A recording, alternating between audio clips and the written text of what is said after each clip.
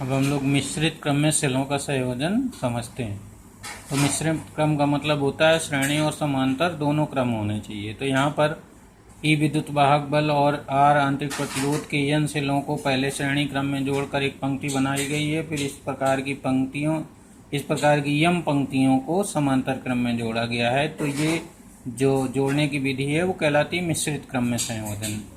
अब इसमें एक पंक्ति का जो विद्युत वाहक बल होगा यानी होगा, और चूंकि सारी पंक्तियां समांतर क्रम में इसलिए बैटरी का कुल विद्युत वाहक बल यानी ही कहा जाएगा। अब एक पंक्ति का आंतरिक प्रतिरोध NR होगा और इस तरह की यम पंक्तियां समांतर क्रम में जुड़ी हैं। तो यदि हम बैटरी का कुल आंतरिक प्रतिरोध RIN लें तो 1/RIN पर समांतर क्रम वाला फार्मूला लगाएंगे। 1/ पहली पंक्ति का NR प्लस दूसरी का प्लस डॉट डॉट M बार तक कर लेंगे। तो ये जब जोड़ेंगे तो M/NR आ जाएगा। तो M/NR तो R इन जो आ जाएगा यानी बैटरी का जो आंतरिक प्रतिरोध आएगा वो NR/M हो जाएगा। अब इस बैटरी द्वारा बाह्य प्रतिरोध R में धारा भेजी जा रही है। तो बाह्य प्रतिरोध R है तो कुल परिपथ का कुल प्रतिरोध हो जाएगा NR/M प्लस R। तो धारा परिपथ में या कैपिटल R में धारा जो होगी I बराबर कुल विद्युत वाहक बल बटे कुल प्रतिरोध के हो जाएगी। तो यानी NR/M प्लस R ये सॉल्व कर लेंगे तो MNE/NR प्लस MR आ जाएगा। अब इस भिन्न में ये जो हर है NR प्लस MR, इसका मान अगर न्यूनतम हो तो धारा का मान अधिकतम होगा। तो धारा के अधिकतम होने के लिए NR प्लस MR का मान न्यूनतम होना चाहिए। तो NR प्लस MR को हम इस तरह लिख सकते हैं ब्रैकेट में √NR माइनस √MR का होल स्क्वायर प्लस 2√MNRR। अब इसको जब हम स्क्वायर खोलेंगे तो इसमें -2√MNRR आएगा जो कि प्लस 2√MMNR से कट जाएगा RR से। तो ये दोनों कट जाएंगे तो केवल बचेगा NR प्लस MR जो कि हमें चाहिए। तो यह आ जाएगा। तो अब हम इसको समझते हैं कि ये जो वैल्यू है NR प्लस MR वो न्यूनतम कैसे होगी। तो राइट हैंड साइड में जो ये दूसरा पद लिखा है 2√MNRR ये शून्य हो नहीं सकता क्योंकि कोई भी वैल्यू इसमें शून्य नहीं है। लेकिन ये जो पहला पद लिखा है अगर दोनों पद बराबर हो जाएं तो ये पूरा पद 0 हो जाएगा। तो यदि √NR बराबर MR हो जाए तो इसका मान 0 हो जाएगा।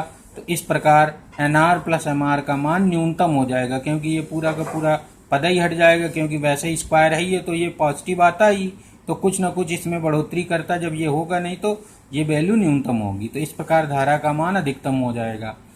तो अगर दोनों ये इस पद में दोनों ये पार्ट बराबर हों यानी √NR बराबर MR हो अर्थात R बराबर NR/M हो अर्थात बाह्य प्रतिरोध का मान बैटरी के कुल आंतरिक प्रतिरोध के बराबर हो तो सेलों को मिश्रित क्रम में जोड़ने पर हम अधिक धारा प्राप्त कर सकते हैं। तो सेलों को तब मिश्रित क्रम में जोड़ना चाहिए जब बाह्य प्रतिरोध का मान जोड़े गए सेलों के आंतरिक प्रतिरोध के बराबर हो। अब इसी में और समझ लेते हैं हम लोग सेलों के संयोजन जब उनके विद्युत वाहक बल भिन्न हो। मान लो हम भिन्न भिन्न विद्युत वाहक बल E1 और E2 को श्रेणी क्रम में पहले श्रेणी क्रम में समझते हैं, श्रेणी क्रम में जोड़ लिए दो सेलों E1 और E2 को A और C के बीच में।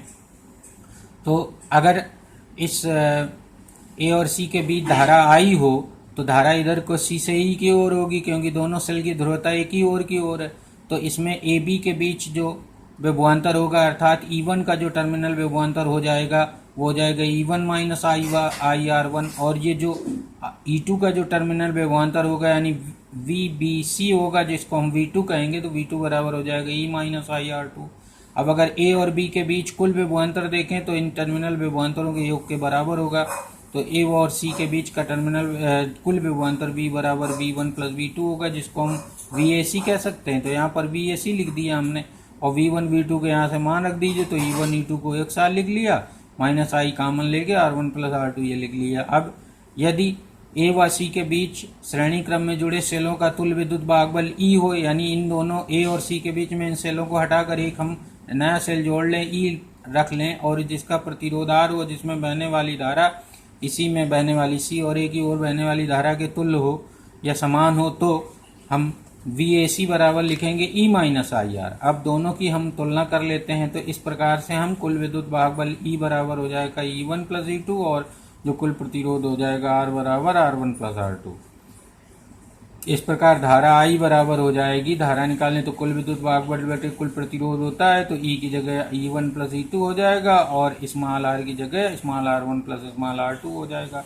तो इस प्रकार इस क्रम में जब इस तरह से सेल जुड़े होते हैं तो अलग अलग विद्युत वाहक बल के, तो हम लोग इस तरह से धारा ज्ञात कर लेते हैं। अब इसमें ये याद रखना कि अगर इनमें से कोई सेल की ध्रुवता पलट कर बनाई गई है तो फिर यहाँ पर चिन्ह बदल जाएंगे। अगर हम मान लो E2 को इधर की ओर लिखते तो इसका और धारा इधर ही कोई और बहती तो यहाँ पर प्लस IR2 लिखा जाता यहाँ पर। तो इस प्रकार इसका टर्मिनल विभवांतर अलग हो जाता। तो ये ध्यान, और यहाँ पर जो E1 प्लस E2 लिखा गया है वो E1 माइनस E2 आ जाता। तो ये ध्यान रखना है।